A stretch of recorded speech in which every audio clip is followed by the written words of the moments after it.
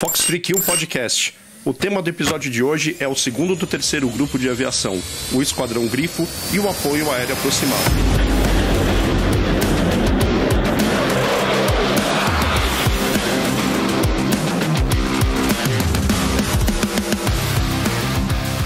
Você está a bordo do mais ouvido podcast de aviação militar do Brasil.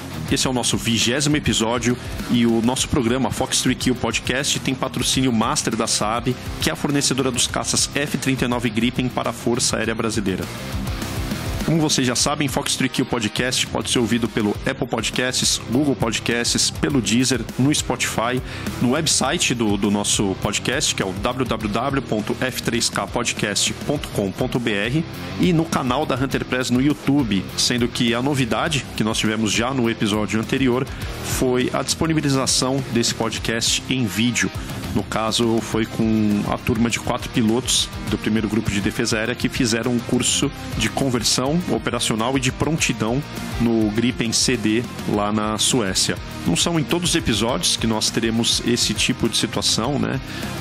Em alguns casos específicos nós conseguiremos ter a gravação em vídeo do podcast, mas a maioria vai continuar sendo em áudio.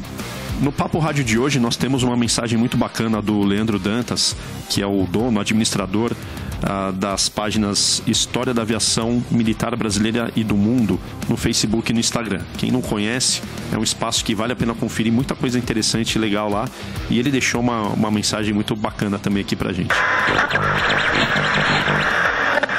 Olá, João, quem fala aqui é o Leandro, da página Histórias da Aviação Militar, tanto do Facebook quanto do Instagram.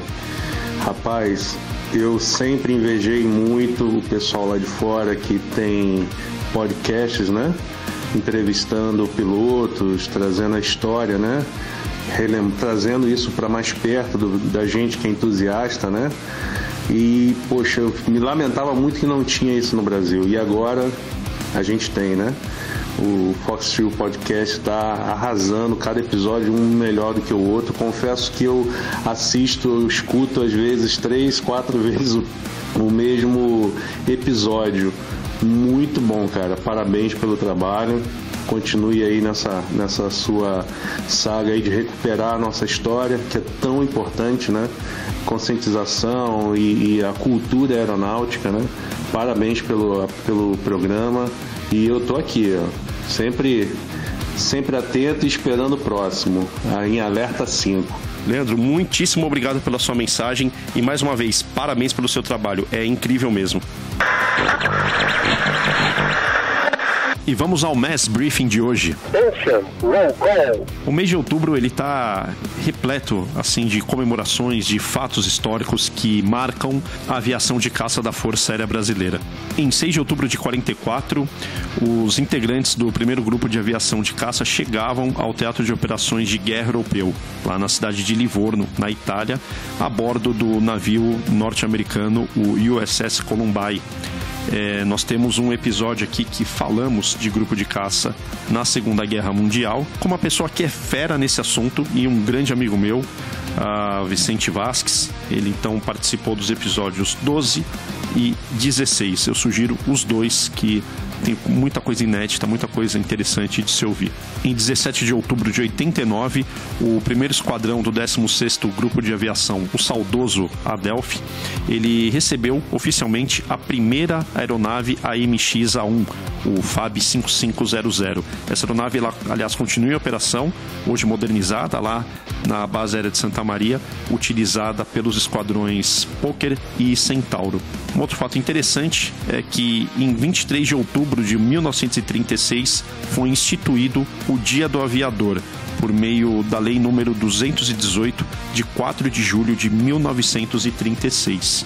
23 de outubro é uma data importantíssima para nós, para a aviação brasileira e mundial, porque foi pela primeira vez na história que uma aeronave mais pesada que o ar e utilizando seus próprios meios, né, sem catapulta, sem qualquer outro tipo de auxílio, decolou pela primeira vez, né? Foi o 14 bis, pilotado por Alberto Santos Dumont, lá no campo de Bagatelle, em Paris, na França.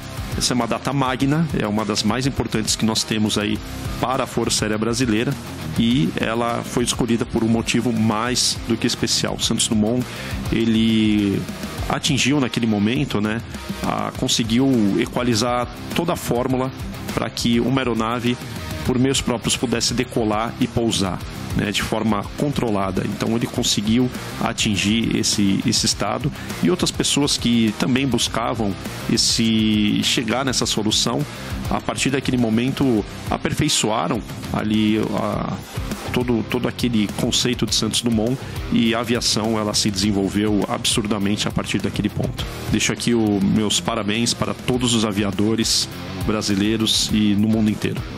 E falando em AMX, e nesse episódio nós vamos falar de Tucano e de Super Tucano, eu reforço aqui para o pessoal que não teve a oportunidade ainda de acessar o website do Esquadrões de Combate, www.esquadrõesdecombate.com.br, e adquirir os livros que eu escrevi sobre o Tucano, o Super Tucano e o AMX. São livros na língua inglesa, super fáceis de ler, e aproveita que vocês já estarão por lá e conheçam o website do Esquadrões de Combate, porque tem muita coisa interessante, bonés, camisetas, chaveiros, uma grife voltada para aviação que entusiastas como nós gostamos muito. E hoje aqui nos nossos estúdios estamos com o Tenente Coronel Aviador Pasqualino, um piloto altamente operacional com milhares de horas de voo na aviação de caça, que se iniciou com o próprio curso, né, de formação de pilotos de caça lá no 2º do 5º Grupo de Aviação, o Esquadrão Joker. Depois desse 1 ano de formação, ele foi para o Esquadrão Grifo, coincidentemente, onde ele ficou 2 anos fazendo a elevação operacional, a líder de esquadrilha, e permaneceu 1 ano a mais, ganhando experiências e horas de voo. De lá, ele foi a raspa do tacho ali no 1º Esquadrão do 4º Grupo de Aviação, o saudoso Esquadrão Pacal, onde por 3 anos ele voou o Chavante. Uma experiência que ele vai contar aqui, muito interessante também. Acredito que uma experimentação operacional que a FAB fez depois que o Super Tucano entrou em serviço.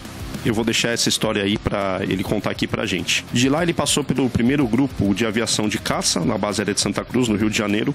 Voltou como instrutor no Joker, e aí ele retorna para o Grifo como oficial de operações, e desde janeiro de 2023 ele está como comandante dessa unidade. O Grifo é responsável pela defesa do espaço aéreo na Amazônia Ocidental, na pontinha ali, a partir da base aérea de Porto Velho, uma unidade como as outras extremamente aguerrida e operando num ambiente muito complexo que é a selva, né? Nós sabemos que quem opera na selva está exposto a uma série de adversidades de meteorologia, de um local inóspito, de um local que tem muita dificuldade ali na parte logística, né? Porque está muito distante de grandes centros urbanos, então tem que ter um planejamento muito bom para que a unidade funcione de uma maneira permanente, contínua, sem sofrer com qualquer perda logística.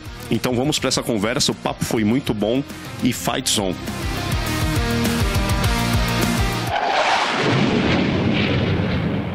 Obrigado, João. Primeiro, cumprimentar todo mundo que está escutando. Uma felicidade que está vindo nesse espaço e poder falar um pouco do esquadrão que, como você bem já comentou, já é minha 3ª passagem, é onde eu estou vivendo o meu ápice aí como operacional. E obrigado pelo espaço aí para poder divulgar um pouco do nosso trabalho, tanto da Força Aérea Brasileira, né, somente na defesa aí das nossas fronteiras, quanto do trabalho do 2º e do 3º GAV, esquadrão muito aguerrido e que faz parte da defesa aérea brasileira, da aviação de caça brasileira. Pasqualino, o prazer é todo nosso, a satisfação é toda nossa de tê-lo aqui.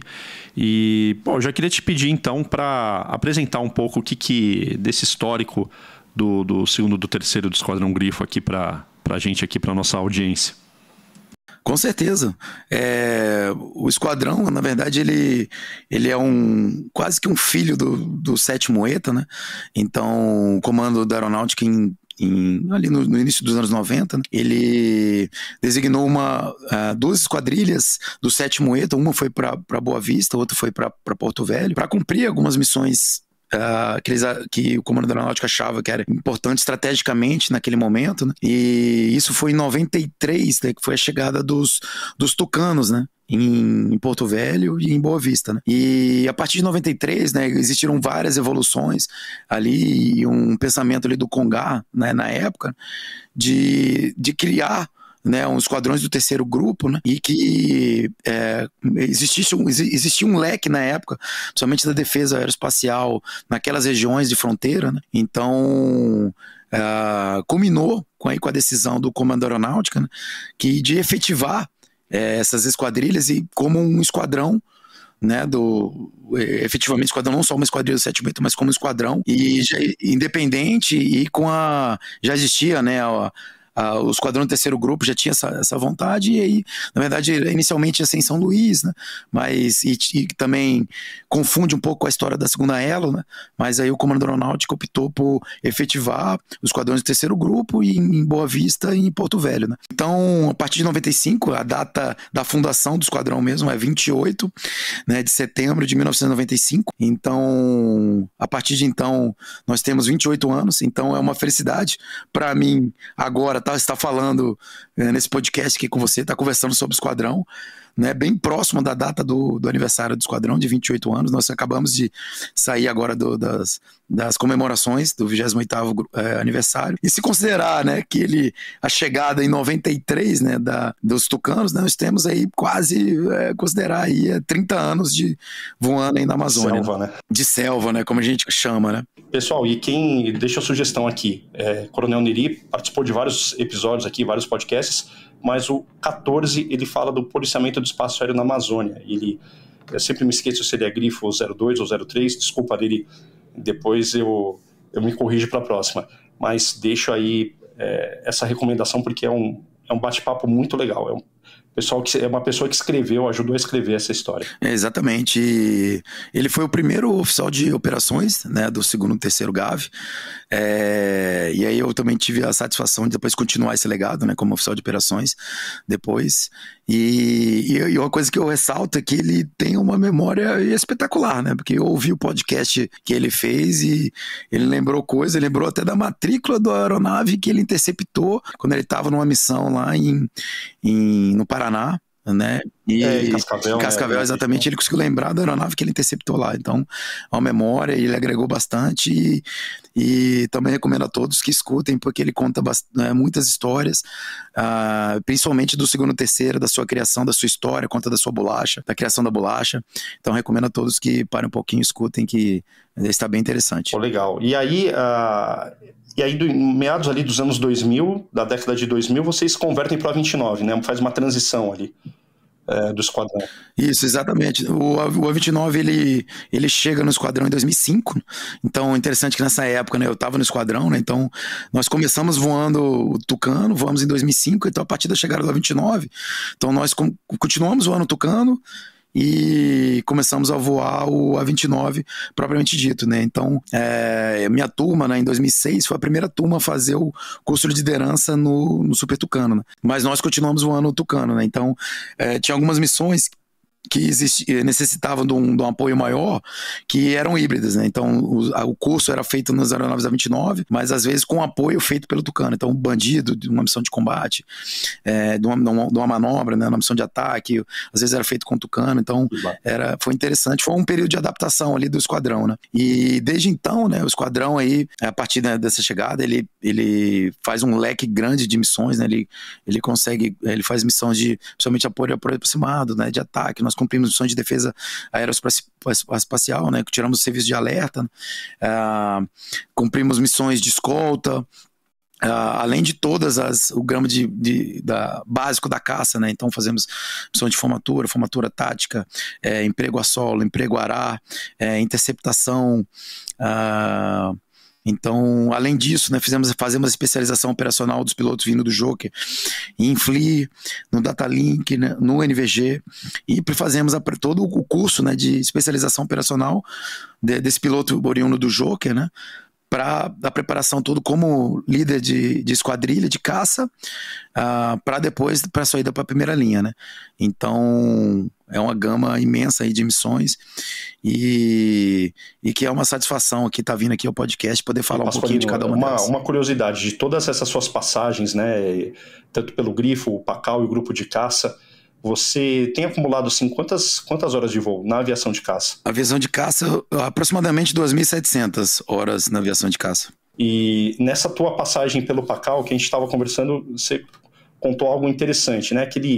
Naquele início de transição do Chavante para o A29, eu imagino que havia uma experimentação, né, doutrinária, operacional, de como você faria a conversão do piloto, depois saído do A29 para a primeira linha. Na época, para o Mirage 2000, acredito que voava ainda, né, para o F5 Mike e para o MX. Imagino que existiam dúvidas ainda como é que seria esse processo. Como é que o PACAL funcionou nos anos finais da existência dele ali, com não do esquadrão, mas do Chavante? Você tocou num ponto muito importante, né? Porque existia realmente essa lacuna, né? Então, quando o A29 chegando já como um treinador, né, que estava servindo como uma preparação dos pilotos para a primeira linha também, né, que é o nosso papel até hoje, né? Mas por ser uma nave nova, né, e que tinha uma performance, né, um pouco menor do que o Chavante, né, inferior, então, e não era jato, né? Então essa também era uma grande preocupação, né? Porque os pilotos iriam voar. Antigamente a gente voava o Chavante no Joker, então os pilotos tinham contato com o avião a jato, né? E mesmo que ele fosse para os terceiros, né, ele já tinha tido uma experiência, né, com um avião a jato. Então quando ele iria para a primeira linha, ele não teria tanto esse baque, né? Essa adaptação dele seria mais fácil, né? Quando foi a substituição do A29, embora ele tivesse uma aviônica, né, bem superior à do Chavante, existia essa lacuna, né? Como seria essa adaptação do piloto que não voa jato, porque ele também não voa no Joker, não voa nos terceiros, e iria enfrentar logo assim, num primeiro contato com um avião a jato, já na primeira linha, né? Então existia essa preocupação, o avião novo do A29 nos terceiros, então o Comando Aeronáutica vislumbrou essa possibilidade de fazer um curso, né, de preparação dos pilotos que estavam saindo dos terceiros antes de ir para a primeira linha, né, com um grande foco nas missões de combate, né, que o Chavante ele permitia assim ele tinha essa característica, né, de treinamento para combate muito forte, né? Tanto em missões de 1 contra 1, 2 contra 1, ou até de 2 contra 2. Então criou-se um curso com a duração aproximadamente de 3 meses, em que os pilotos iriam fazer uma elevação operacional, principalmente em fase de combate, antes de ir para a primeira linha, né? Então, antes de eles serem transferidos para o Mirage 2000 na época, ou para o F5, no caso no A1 não faria, porque basicamente parte do combate não é uma ação principal realizada por esse avião, né? Mas os pilotos que estavam indo para o F5 e para o Mirage, eles, antes de serem transferidos, geralmente em setembro, eles iam para o PACAL, permaneciam lá por 3 meses, agosto, setembro, permaneciam por 3 meses fazendo essa especialização em combate e uma nova adaptação, né, em aviões a jato, né, para que a chegada neles na primeira linha seja um pouco a adaptação seja um pouco menos difícil. Tranquila, né? Um pouco mais... Exatamente. Não seja tão abrupta. Exatamente. Mas também o A29 ele se mostrou que isso não foi depois com o tempo, né? O pessoal concluiu que o A29 ele consegue passar o piloto para a primeira linha, né? Voando aeronaves de alto desempenho. Pelo menos com a saída do Chavante, o A29 ele permaneceu sendo o único avião, né? Isso se deve, né, principalmente, né, por causa hoje em dia da aviônica, porque os aviões de primeira linha hoje em dia já possuem uma aviônica na FAB, né, uma aviônica bem similar ao do A29, então o piloto já tem um contato, mesmo com a A29, ele já tem um contato com aquela aviônica, com o rotas, com o trabalho ali com telas MFD, com HUD, exatamente com Datalink. Então ele já sai bem treinado, indo para a primeira linha já bem treinado nessa parte. Além disso, a parte de simulação também hoje em dia ela favorece bastante. Então, como exemplo, hoje em dia nós temos 2 treinadores, 2 simuladores no esquadrão, e ainda já com a perspectiva já de uma montagem já de um 3º simulador. Então o piloto consegue fazer esse treinamento também em solo, e isso é bem proveitoso para a FAB de forma logística e financeira, né? Porque existe uma economia, então o piloto tem uma preparação grande, a gente consegue simular várias situações sem ser muito oneroso, né, com gasto com hora de voo. E terceiro também, que é bastante importante, que é a seleção natural, né, assim, a seleção que os pilotos submetem ao longo da carreira até chegar na primeira linha. Então ele é selecionado na AFA, veio para aviação de caça, né? Naturalmente ele tem uma seleção também nos terceiros ali durante a elevação operacional para o curso de liderança, e também hoje em dia, né, em função da aviação de caça não poder absorver todos esses pilotos que vão para a 29, existe também uma seleção para esses pilotos irem para a primeira linha, né? Então os pilotos juntando esses 3 fatores, né? Então, tanto do treinamento, quanto das capacidades do A29, quanto da seleção, então essa adaptação aos aviões de primeira linha acaba sendo bem natural. Assim, embora exista ali uma necessidade inicial, né? Um treinamento, uma grande necessidade dos pilotos, de dedicação principalmente, né? E uma atenção maior do esquadrão aos pilotos que estão chegando, mas ela acabou sendo bem natural, e hoje em dia ela já acontece com vários anos, né? Desde que o Chavante parou de voar, somente os pilotos vindo a 29, eles não fazem essa elevação que a gente fazia antes, e ela mostrou ser bem natural, e o A29 ele consegue proporcionar essas capacidades, essas habilidades para os pilotos que estão indo para a primeira linha. Uma curiosidade, esses simuladores, eles têm alguma integração entre si? Ali você consegue voar uma missão conjunta? Consegue sim. Hoje em dia a gente não tem um link no nosso treinador, o simulador que veio originalmente do A29, né? Mas no entanto nós já temos um simulador já pronto, né? Que você consegue fazer o link entre duas nacelles, né? E na mesma sala, então a gente consegue colocar um instrutor avaliando e simulando situações para dois pilotos com realidade virtual voando ao mesmo tempo, e estamos em um processo de montagem de um 3º simulador que a gente vai conseguir colocar até 5 nacelles ao mesmo tempo, né? Simulando desde vários tipos de ações, né? Principalmente o nosso foco vai ser o apoio aproximado, mas a gente vai conseguir colocar até 5 pilotos ou nacelles ali linkados em rede voando ao mesmo tempo. Isso, cada simulador ele consegue proporcionar coisas que os outros não conseguem, né? Então eles são complementares, né? E isso hoje em dia, né, ele proporciona um treinamento que agrega muito valor ao voo propriamente dito. Então o piloto, às vezes, quando ele vai para uma missão voar, realmente ele já consegue simular aquele tipo de ação, aquele tipo de treinamento por várias vezes em solo, né? E isso, eu falei, ele traz uma série de vantagens, né? Tanto para o treinamento como economicamente para a FAB, né? Quanto logisticamente, é uma logística bem mais em conta. Então agrega bastante valor aí aos pilotos e ao treinamento e para o esquadrão, naturalmente. Então, assim, desses 3 simuladores, um seria o clássico, aquele mais para procedimentos normais e de emergência, que o pessoal está se adaptando à aeronave, né? Então ele treina ali procedimentos e situações que ele não necessariamente vai treinar no avião real, e os outros 2 é realidade virtual, então ele tem um cunho mais tático, assim, o foco dele é mais voltado para a missão da unidade. Exatamente, esse é o foco e é o futuro, né? Nós temos que a FAB percebeu, né, essas possibilidades, tem investido bastante nessa parte de simulação, e realmente é o futuro, né? Hoje em dia, cada vez mais, né, a tecnologia proporciona novas possibilidades de treinamento, né? E a gente tem que realmente aproveitar essas possibilidades, e a Força Aérea tem investido bastante nessa parte. E Pasqualino, aí uma coisa interessante, você tendo 2, depois escalonando para até 5 simuladores de realidade virtual para o piloto, você já fica completo para uma situação, para um tipo de missão, uma das várias missões que os esquadrões do 3º grupo de aviação executam, né, e que é o tema do episódio de hoje, que é o apoio aproximado, que é uma atividade bem característica, né?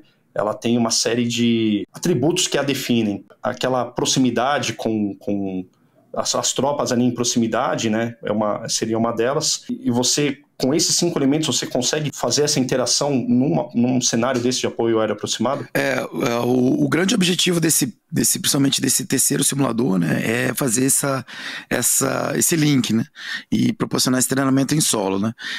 Nós ainda estamos em fase ainda de instalação, né, então atualmente o status dele a gente está em desenvolvimento, mas o grande objetivo dele é que ele proporcione esse treinamento virtual, né, e que facilite, né, a aplicação em voo, no voo propriamente dito. Pasqualino, o que caracteriza, o que define a missão de apoio aéreo aproximado?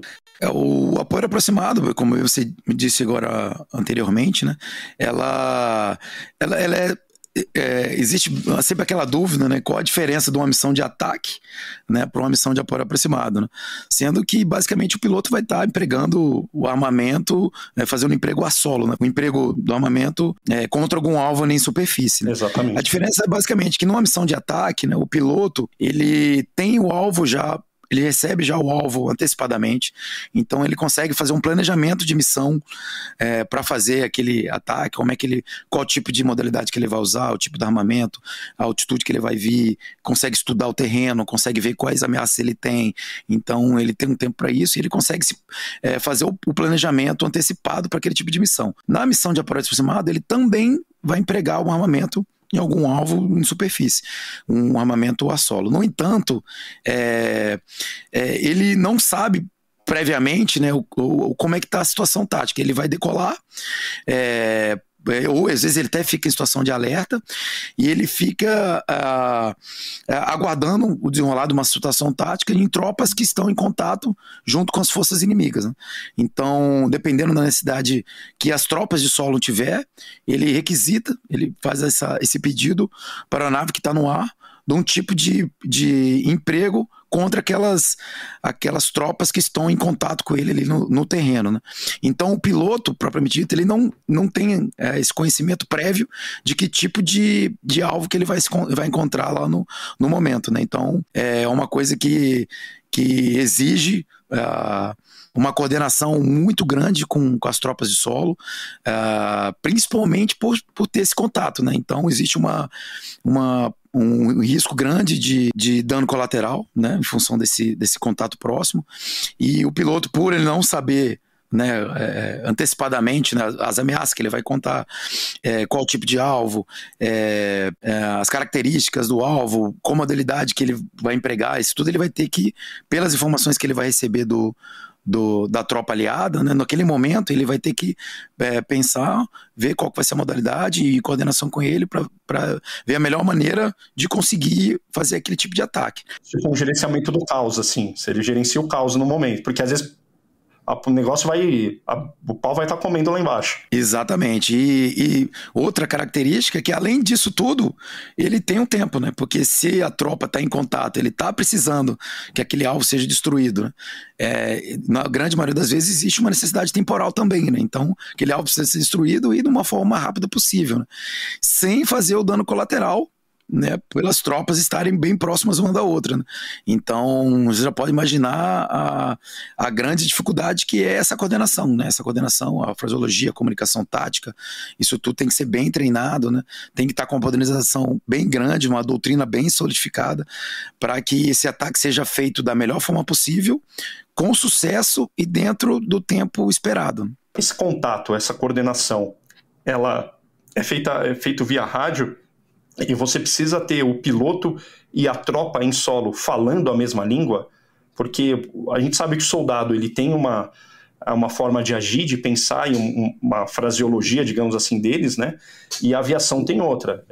Como é que isso, na situação numa situação de emergência, de urgência, como é que você chega nesse status para que quem está no solo consiga passar de uma maneira clara e objetiva para quem está voando, qual é o alvo, qual que não é, qual que é a necessidade, qual que é a demanda. Como eu comentei anteriormente, né, isso só é possível com uma fraseologia padronizada, né, uma comunicação tática acertada, né, e uma doutrina solidificada, né? Então, o primeiro ponto, né, então, essa fraseologia, ela tem que ser bem treinada antecipadamente. Então, em função disso, foram desenvolvidas várias legislações a respeito do assunto. Existem vários tipos de treinamento e cursos são aplicados tanto aos pilotos, né, quanto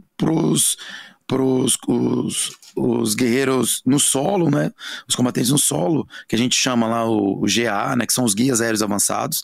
Então eles passam por um treinamento intensivo para adquirir essa capacidade, né? Essas habilidades. E além disso, mesmo depois de formados, né? Existe uma série de treinamentos para fazer essa manutenção operacional. Eles têm que estar treinando constantemente para que eles não caiam no esquecimento, né? E essa coordenação seja feita da forma mais efetiva e eficaz possível, né? E segundo, os meios de comunicação têm que ser eficientes, né? E eles têm que possuir, principalmente ali, uma comunicação segura, né? Porque eles não adianta eles, exatamente, eles sofrerem interferência, né? Então, para isso que é muito importante eles terem o data link nessa comunicação, vários rádios, né? E possui uma capacidade boa. Isso o A29 ele proporciona, né? A gente tem uma capacidade de data link, ele possui uma capacidade, os rádios possuem uma capacidade boa, né? E aí, por fim, aí essa doutrina solidificada, né? E é por isso que, principalmente aqui nos três, não só nos 3 esquadrões do terceiro grupo, né? Mas como também os outros esquadrões também fazem esse tipo de missão, a gente usa a mesma doutrina, a gente usa a mesma fraseologia, a gente usa os mesmos procedimentos. Então, se um GA estiver voando com um A29, se ele estiver voando com um A1, ou um F5, qualquer outro aeronave, com qualquer outro piloto que ele estiver prestando esse apoio, a gente vai estar usando a mesma doutrina, com a mesma fraseologia tática. Então, isso permite uma gama de possibilidades imensa, né? Então, a gente consegue adaptar aquele tipo de melhor meio possível para estar prestando o melhor apoio possível que as tropas de solo necessitam naquele momento. Né? E assim, em relação às aeronaves, né? Então, com F5, que é uma coisa, um conceito que eu tenho, talvez aquela imagem ainda de guerra do Vietnã, de filme que a gente assiste, né? É um Sky Raider ali passando na cabeça da tropa em baixa velocidade, mas manobrando para identificar o alvo e fazer o emprego. A velocidade, ela é um fator assim que também é importante para ser considerado nisso. Então, se você tiver, por exemplo, num F5, a alta velocidade, isso pode te atrapalhar na visualização, ou também, assim, além dos A1, o F5 também, na FAB, pode realizar esse tipo de emprego? A velocidade é uma característica importante.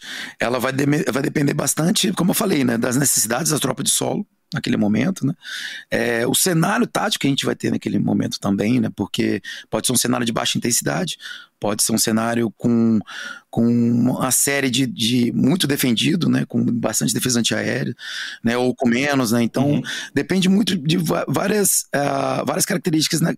Para poder escolher o melhor meio necessário, né? Então a velocidade ela entra nesse grande caldeirão, né? Que vai ser analisado, né? Então, ao mesmo tempo que às vezes a velocidade ela pode dificultar um pouco a visualização, mas ela traz uma série de gamas, ela melhora a proteção da aeronave, né? Ela proporciona novas possibilidades de armamento, né? Então tem também uma série de características que vão favorecer, né, o emprego daquela aeronave naquele momento, né? Então vai depender muito como eu falei, do cenário, das ameaças, das necessidades das tropas de solo, para poder escolher, né, e a Força Aérea poder designar melhor meio para servir as tropas de solo naquele momento. E nessa comunicação, então, ela pode ser via data link, você pode receber uma coordenada via data link ou uma imagem do alvo. Então, assim, não necessariamente você tem que fazer tudo isso via rádio, via voz? O A29, ele possui, né, essa capacidade via data link, né, de você enviar coordenadas, né, enviar informações pelo sistema das aeronaves, né. Então, voando principalmente com um CA, que é o controlador aéreo avançado, que faz o mesmo papel de um GA, que é o guia aéreo avançado, só que com uma outra aeronave naquele momento, né. Então, desde ser um guerreiro, um combatente no solo, é uma outra aeronave que está lá em contato com as tropas de solo e fazendo esse link com as aeronaves que estão fazendo o apoio aproximado, né? Então ele tem condições de visualizar a situação tática, pegar as informações e enviar via data link para as aeronaves que estão no apoio aproximado, né? Então ele consegue ver as coordenadas. Essa aeronave que está em GSL consegue ver a quantidade de armamento que as aeronaves do apoio aproximado ainda possuem, consegue ver a quantidade de combustível que elas possuem, então ela consegue ter uma noção da autonomia. Então essas informações ela consegue ser trocadas constantemente via data link e facilitam demais ali a coordenação do controlador aéreo avançado no momento de designar, né, essas aeronaves para prestar apoio para as tropas de solo. Tá certo. E aí, e também esse guia aéreo, esse controlador aéreo avançado, ele também pode estar equipado com um FLIR ali, com um sensor eletroótico. FLIR é a marca, mas ele pode estar então equipado com um sensor eletroótico para buscar para designar um alvo, buscar localizações e auxiliar nesse trabalho de coordenação. Exatamente. E esse a gente sempre tenta fazer esses voos de CA com um operador FLIR a bordo para aumentar essa gama de possibilidades e de informações que o controlador aéreo avançado vai receber para agilizar o seu processo decisório, né? E essa coordenação com as aeronaves do apoio aproximado. E eu ainda digo mais, né? E a gente pode estar voando com o FLIR e com o NVG, né? Então essa mesma missão ela pode ser realizada à noite também com o auxílio do FLIR e do NVG, né? Então isso aumenta demais as possibilidades e aumenta, né, as capacidades que a gente pode prover para as tropas de solo dependendo do cenário tático. E assim, especificamente na parte do armamento do emprego ar-solo, a gente sabe que no A-29 tem a metralhadora .50, os lançadores de foguete e as bombas convencionais. No apoio aéreo aproximado, a bomba, ela seria algo que, pela proximidade das tropas, você descartaria numa ação? Ou, dependendo da situação, ela pode ser empregada também? Eu fico com a sua segunda opção, né? Porque uma coisa que facilita bastante, né, no A-29, né, e também no A1 e no F-5, é a precisão. É uma característica muito importante dessas aeronaves que aumenta demais as possibilidades, né? Então, mesmo os pilotos estando empregando um armamento, um ABFG 230, um 120, né, um armamento sem guiamento, né, mas em função da precisão da aeronave, né, elas podem ser usadas dependendo do cenário tático, né. Em função disso, né, nós temos sempre essa distância que nós estamos das tropas amigas, né, do alvo designado, né, e em função disso o piloto tem condição de avaliar a capacidade do armamento, se ele pode ou não empregar qual tipo de armamento vai ser utilizado, né? Então, nós temos uma característica que a gente classifica, né, como danger close, né? Então, caso a distância das tropas amigas esteja inferior aquela referência para aquele tipo de armamento, ou seja, estão mais próximos do que uma distância que a gente considera segura, ali, existe a possibilidade do comandante da tropa autorizar, mas ele precisa deixar isso claro. Ele precisa deixar isso claro pro piloto, né? Então ele fala ali suas iniciais, ele dá autorização, que dependendo do cenário tático, é tão importante que ele autoriza o emprego daquele armamento, né? Mas o piloto tem essa condição em função da distância, como eu falei, das tropas de solo para as forças inimigas, né, e avaliar qual tipo de armamento ele pode empregar, lógico, isso tudo vai depender do qual tipo de alvo, né, das características do alvo, mas uma coisa que minimiza bastante isso é a precisão das aeronaves, né. O A-29, principalmente, ele tem uma precisão excelente, né, um SCP de 8 metros, né, do A-29 hoje em dia, né, isso aumenta demais as possibilidades, né, e facilita esse apoio que a gente pode prestar aí para as tropas de solo. Porque mesmo não usando bomba guiada, vocês conseguem ter uma precisão muito boa, né? Exatamente. Não igual de uma bomba guiada, mas também ela não fica longe. Isso, né? E além disso, o A-29, ele também tem uma série de modalidades diferentes, né? Então a gente consegue empregar com CCIP, né, que é o ponto de impacto continuamente calculado, né? Que, ou seja, o piloto designa o ponto que ele quer e a aeronave calcula sozinho, né, o momento certo de soltar a bomba, ou o modo de CCRP, né, que é o ponto de lançamento continuamente calculado, né, que você insere a coordenada no avião, onde você quer que o avião solte a bomba, e o avião, a partir daquele momento, né, você pode fazer ele nivelado, né, e o avião calcula o momento certo de soltar a bomba, né? Então o avião mesmo, ele proporciona, e além disso, dentro desses dois grandes modos, né, nós temos uma série de modalidades, com diversos tipos de altitudes, né, para de vários tipos de armamentos, né, então bombas BFG-230, BFG-120, bombas incendiárias, BLG, lançamento de foguete, né, ou ponto .50, né, então isso dá uma gama. A BLG é a lança-granada. Lançador, né, de granadas, e a BINC, né, que seria a bomba incendiária. Exercícios, né, por exemplo, como a TAPIO e até a Green Flag, que a FAB já teve a oportunidade de participar, acho que uma vez ou até mais de uma vez, de que forma eles são importantes para a manutenção dessa doutrina que a FAB utiliza hoje? Porque é uma doutrina que você vê padrão ONU, né? Assim, da forma que a ONU, por exemplo, atua em missões de paz, por exemplo. O apoio aproximado na FAB, né, ele teve, eu sempre falo, né, que teve alguns saltos importantes, né. Então, o primeiro deles foi a chegada do A-29, né, e aí, naturalmente, depois a modernização do A-1 e do F-5. Então, com essas possibilidades do armamento, do emprego de precisão, então ele proporcionou principalmente um primeiro grande salto do apoio aproximado, né? O segundo deles foi, como você falou, o ESOP-TAPIO, né? Então, o ESOP-TAPIO, para quem não sabe, ele é uma grande guerra simulada que é feita anualmente na FAB, onde são reunidos vários esquadrões da FAB, seja de A-29 ou de A1 ou do A1, né? Ou dos esquadrões de helicóptero também, ou de transporte, alguns deles, né? E é feito um grande cenário de guerra irregular, né? E nessa grande guerra simulada, né, ele tem um grande foco no apoio aproximado e nas missões de cessar. Então esse foi também um segundo grande salto que a gente teve do apoio aproximado. E aliado a isso, aí um outro grande salto foi a ida lá para a Green Flag em 2019. Né? E a Green Flag, né, ela é para quem não sabe, tem uma grande curiosidade, que a Green Flag a gente sempre pensa que é uma missão da Força Aérea dos Estados Unidos, né? Mas ela não é, ela é uma grande operação do Exército, do Army, né? Do Exército Americano, em que as aeronaves A-10, né? Eles prestam um apoio para o Exército Americano, né? Então nós recebemos, a Força Aérea recebeu o convite e os 3 esquadrões do terceiro grupo de aviação puderam participar, cada esquadrão levou 10 pilotos. Eu tive a felicidade de estar entre um dos 10 que foram do segundo e terceiro. Eu era o oficial de operações do segundo e terceiro na época, em 2019.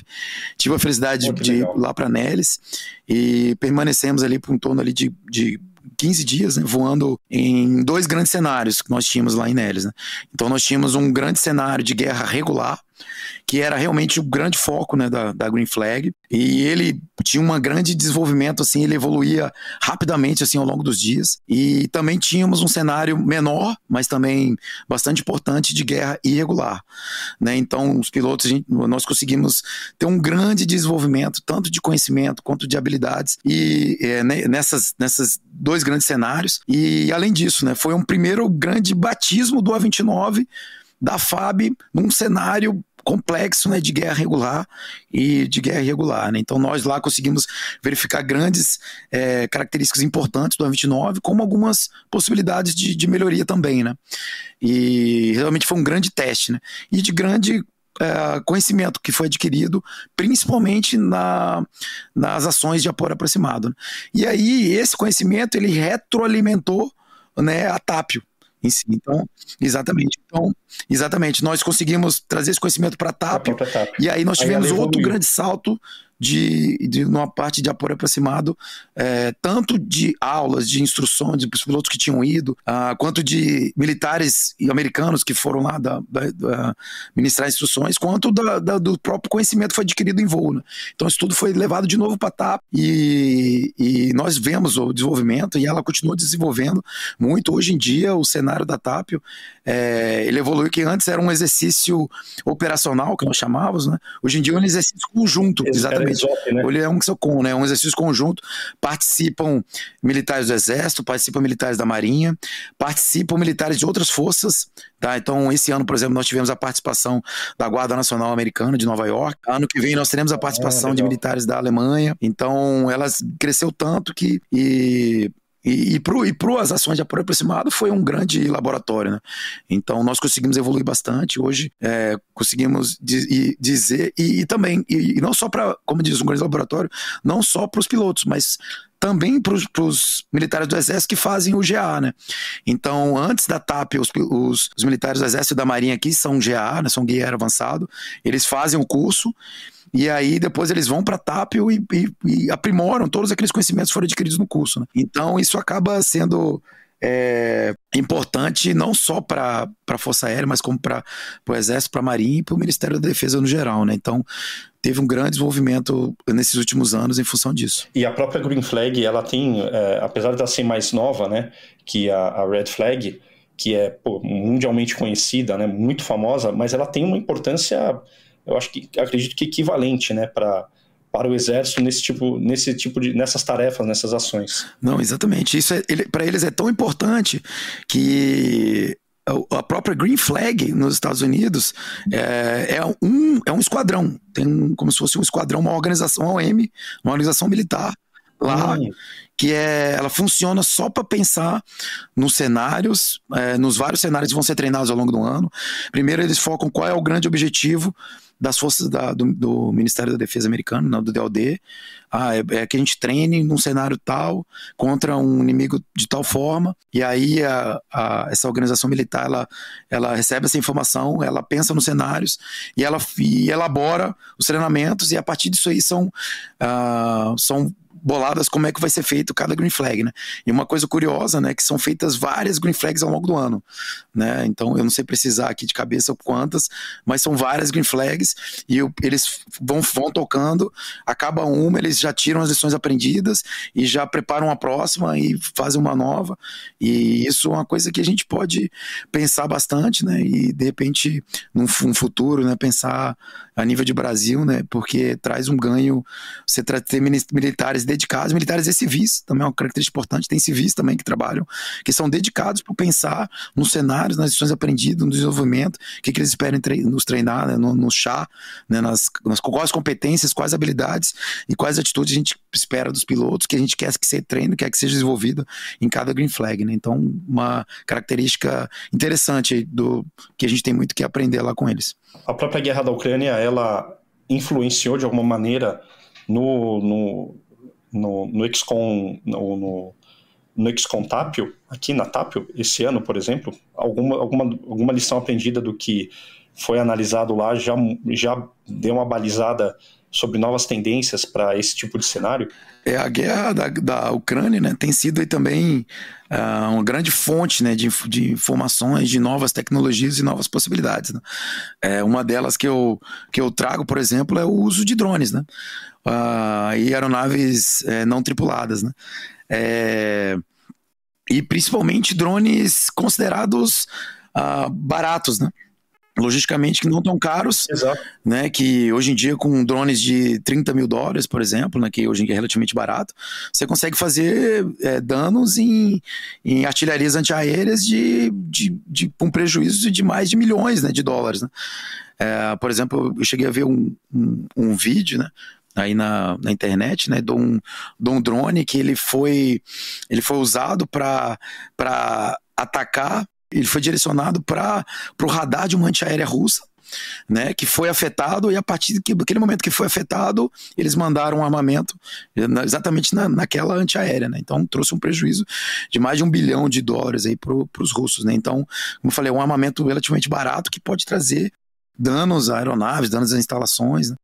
Então, esse foi só um tipo de novas tendências que estão sendo usadas, que foi trazido para a Tapio, né? E que também está servindo aí com um grande laboratório de novas informações, novas possibilidades, e principalmente para fazer os pilotos pensarem em novas táticas, novas técnicas, para poder contrapor essas novas tendências, né? Então, além disso, né, foram trazidos militares americanos para dar instruções, né, para também levantarem essas questões, né, e novas tendências mundiais a respeito do assunto, né? Então, foi um treinamento de grande valia e tem sido muito proveitoso não só para os esquadrões do terceiro grupo, o Esquadrão Grifo, e também para todos os outros participantes de outras forças.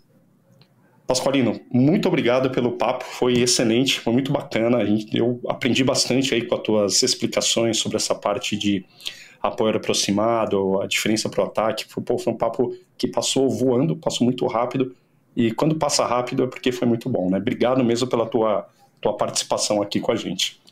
Ô, João, eu que agradeço a disponibilidade, agradeço o espaço, né, poder falar um pouco do nosso trabalho, tanto do Esquadrão quanto da Força Aérea Brasileira, e defendendo os céus, e no nosso caso aqui defendendo os céus da Amazônia.